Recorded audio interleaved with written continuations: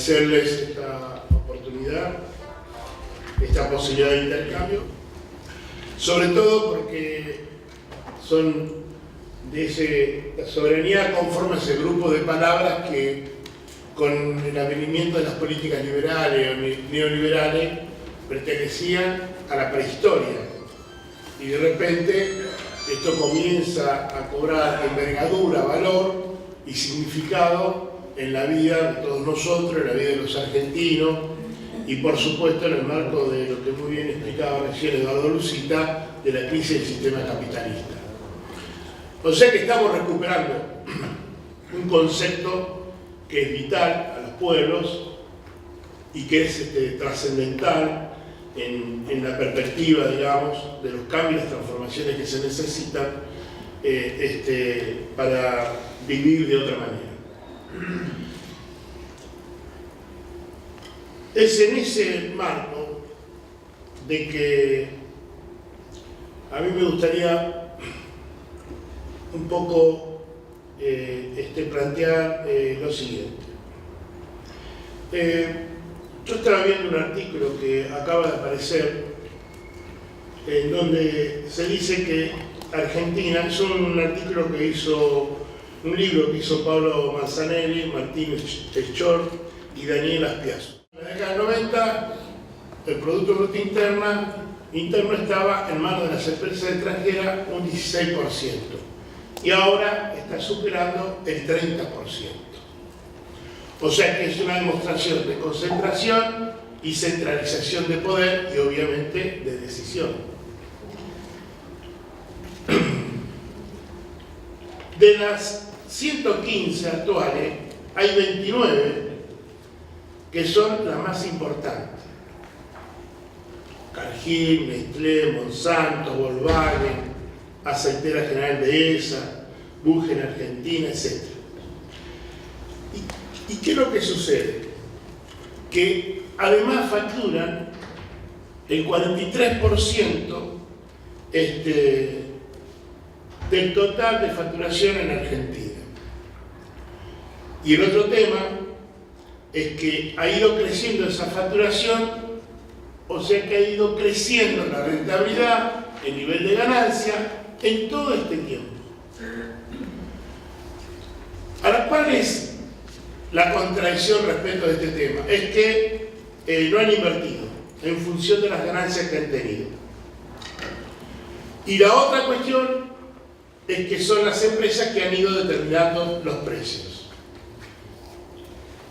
Y acá quiero detener un segundo para después entrar más en el tema de la soberanía. Entre la salida de la crisis del 2001 y el 2002 al 2007, algo recién decía Eduardo, los grandes grupos económicos contribuyeron a mejorar nuestra situación económica social. ¿Por qué? Bueno, hubo mayor empleo en ese periodo y hubo aumento de salario. Ahora, ¿esto por qué sucedió?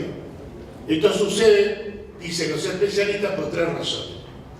Porque hay un elevado crecimiento, porque hay una capacidad ociosa instalada y porque los salarios estaban muy atrasados.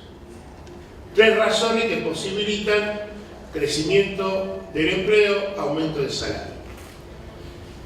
En el 2007, las compañías multinacionales que dominan, concentran y centralizan riqueza en nuestro ámbito, en nuestro país, llegaron a un techo de lo que estaban dispuestos a conceder. Y a partir de ahí, lo que decidieron es volver a recuperar su tasa de ganancia. Y por supuesto, pujar para que esas ganancias llevarlas al límite máximo.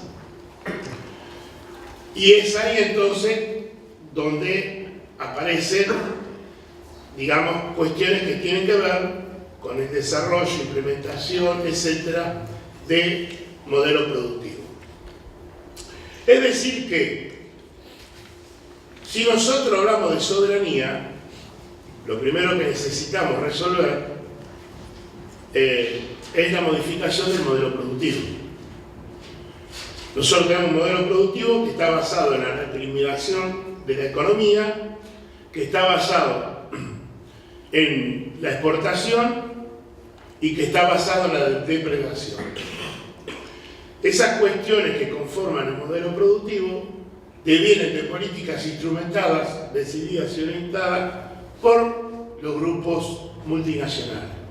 En el campo de la energía, nosotros decimos que el modelo implementado y aplicado en la Argentina, correspondiente con las políticas liberales, neoliberales de la mano de la globalización, se basaron en la privatización, pero lo más significativo e importante ha sido también la extranjerización. Entonces, si nosotros queremos resolver el problema de la soberanía en el ámbito energético, lo principal es cambiar el modelo energético. Lo fundamental es modificar el modelo energético y para eso el planteo, en términos genéricos, de la recuperación del patrimonio nacional a manos del pueblo argentino. No hay otra manera, no hay otro camino, no hay otra forma. Y lo cierto y lo concreto que cuando analizamos los 30 años de democracia, ninguno de los gobiernos que encabezó este periodo de los 30 años de democracia decidió desarrollar un modelo energético que vaya en contra de la privatización y la extranjerización. Uno puede estar de acuerdo o no con el desarrollo en términos de soberanía con las políticas de Bolivia, con la política de Venezuela, con la de Brasil, con la de Chile, con la de Uruguay, con la de Ecuador y así de seguido. Pero lo cierto es que en Argentina no hemos tenido esa política.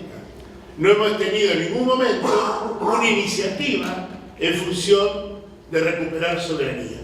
No era el camino que se iba a profundizar, ni era para nada, tampoco, como se ha querido plantear y fundamentar, estatización, porque tener mayoría de acciones expropiadas no significa haber estatizado nada. Esta es una cuestión que es muy común, que tengamos confusión o se genere confusión porque se crea que estamos en un camino de estatización. Y es en ese sentido que entonces, cuando acá se plantea que más que hacer un análisis, se trata de ejecutar políticas para incidir en la recuperación de la soberanía, a nosotros, desde la FETERA, de la CTA, hace mucho tiempo que venimos bregando por la necesidad de recuperar conceptos y definiciones que fueron dejados de lado como consecuencia de que prevalecieron conceptos y decisiones que venían de la mano de las políticas liberales y neoliberales. Entonces, la primera cuestión en esa dirección también es necesario terminar con el concepto de que la energía es un commodity, que es una mercancía.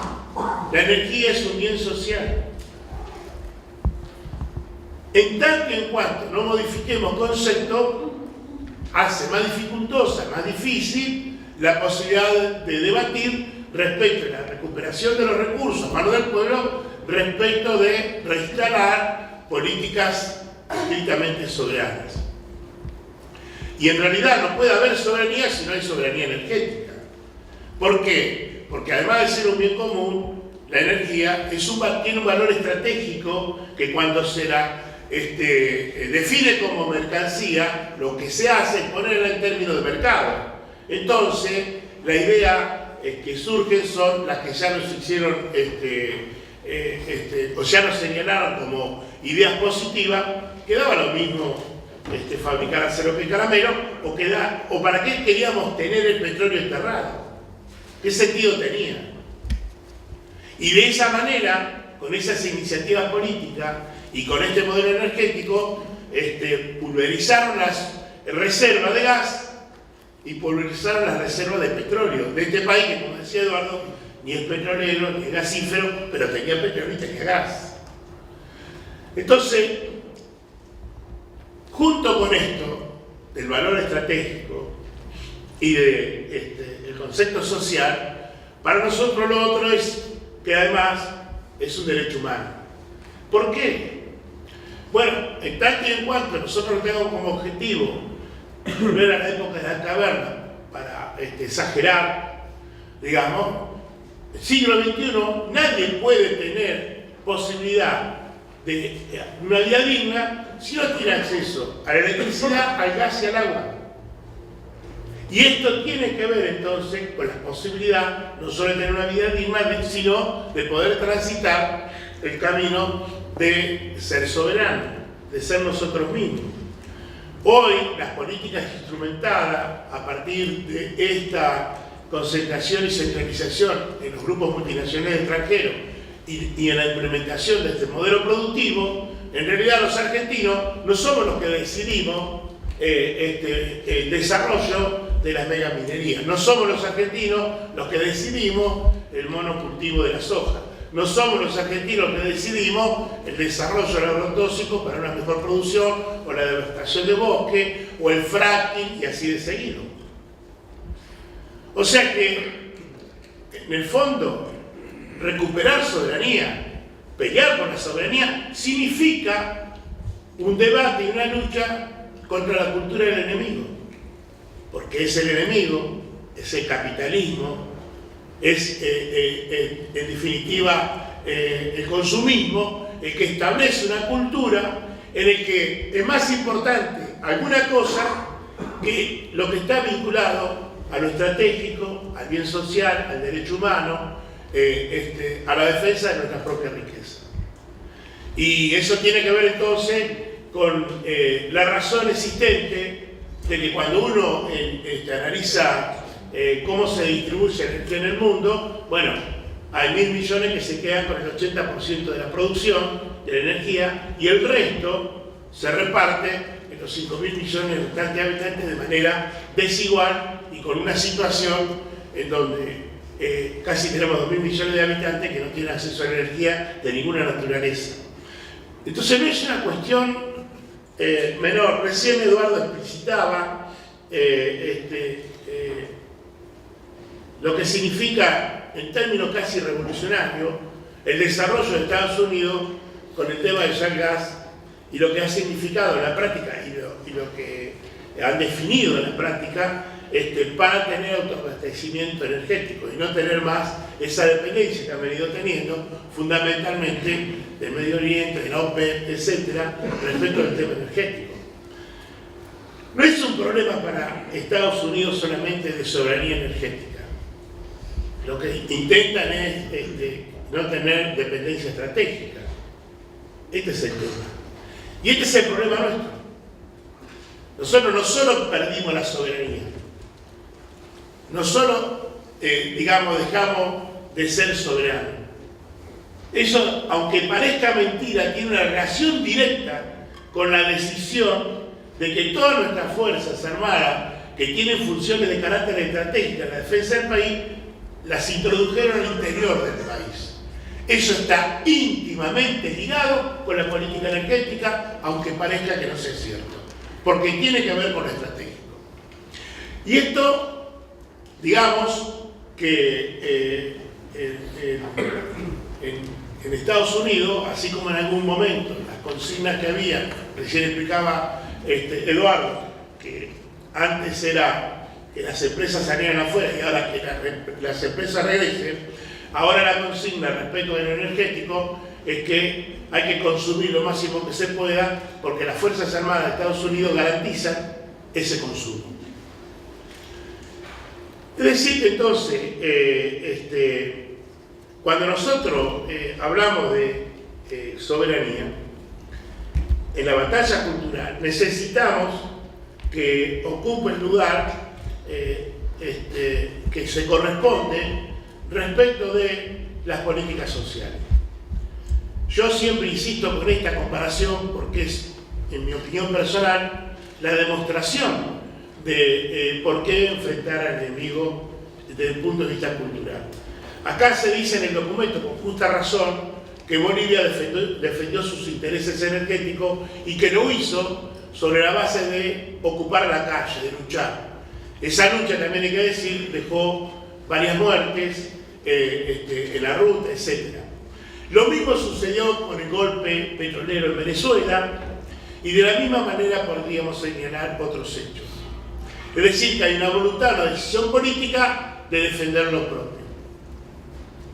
Ahora, es en ese sentido que nosotros, cuando se trata de temas que están vinculados a la salud, a la educación, a la vejez, a la niñez, tenemos una predisposición, tenemos una determinada gana de realizar y de contribuir, de militar y de movilizarnos para resolver esa problemática.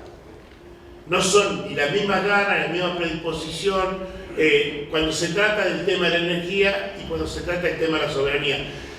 Estando aquí hoy, en este encuentro, en la búsqueda de qué hacer para definir la soberanía energética, entre ese qué hacer, una de las cuestiones más importantes y significativas es generar conciencia y comprensión de la importancia de este tema a la hora de definir políticas sociales.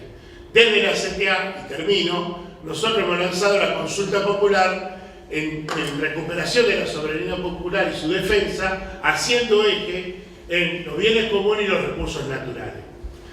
Esto tiene, por definición, una decisión política de ir en búsqueda de la conformación del sujeto consciente para la transformación. No hay posibilidad de transformación si no hay comprensión, si no hay además voluntad y decisión de participar y si no se establece qué importancia tiene. Tampoco eso es posible si no hay unidad detrás de un concepto que configure la posibilidad de agrupar a todo el mundo. Si esto queda solamente en la sumatoria de aquellos que luchan y que lo hacen a lo largo y ancho del país, en enfrentar la mega minería, o enfrentar el cultivo o el monocultivo de la soja, o en desarrollar iniciativas contra el fracking, o cualquier otra iniciativa de carácter regional, pero no hay algo que lo unifique a nivel nacional, esto va a ser casi imposible. Nosotros tenemos la experiencia de haber lanzado el Frente contra la Pobreza y tuvimos la posibilidad, la capacidad, junto a otras fuerzas sociales, políticas, etcétera, de que tuviéramos un elemento que era convocante para todo el mundo, que era la pobreza. Se sentía tanto en Jujuy como en el Gran Buenos Aires, como en la capital federal o como en Ushuaia. No sucede lo mismo cuando hablamos del tema de la energía y cuando hablamos de la depredación del modelo económico, porque lo que sucede en San Juan acá no se ve ni se siente. Y así podríamos mencionar otras realidades. Entonces, para nosotros la unificación que nos puede permitir la unidad y la decisión de confrontar en la recuperación de la soberanía, precisamente es que ese sea el objetivo central, ese sea, digamos, lo que dinamice y lo que nos permite unificar todas las luchas que se dan a lo largo y lo ancho del país, precisamente para poder llevar adelante lo de la consulta, que más que consulta lo que intentamos es la transformación de la comprensión del nivel de conciencia y poder desarrollar entonces el proceso de lo que se denomina la segunda liberación. Muchas gracias.